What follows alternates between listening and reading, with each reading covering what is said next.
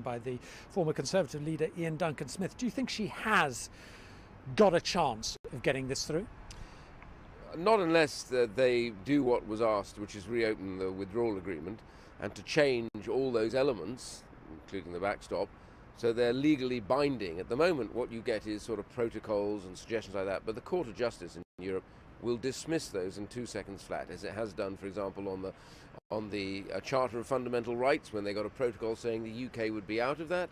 We're now bound into it by court judgment. So it has to be bound into the texts of the withdrawal agreement. That's the sticking point, and I don't think the European Union has granted any of that at this particular point. I don't say they won't.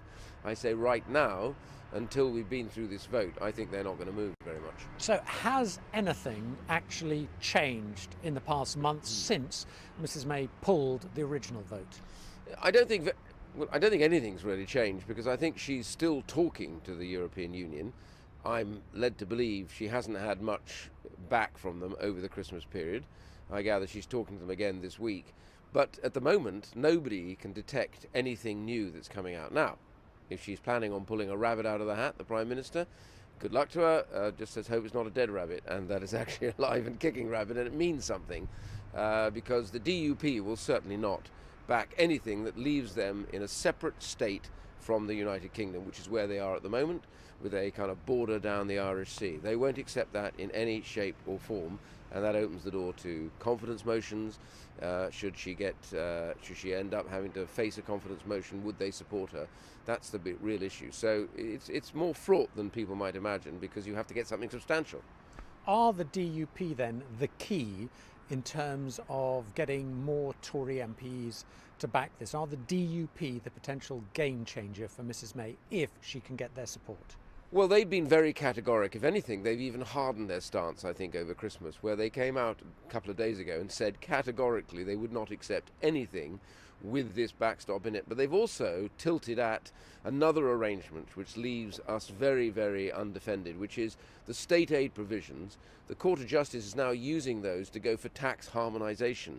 And there is a genuine fear that in the 2 years we would be in, that the UK government would be forced to harmonise its taxes much more with the EU, which then would stick, because that's the arrangement that we have there and after, no matter what arrangements we make. So there are other issues in here which have to be sorted out, but the backstop and the separate nature of Northern Ireland is an absolute no-no for them, and a no-no for most of my colleagues. So if the deal goes down next Tuesday, is that the end of it?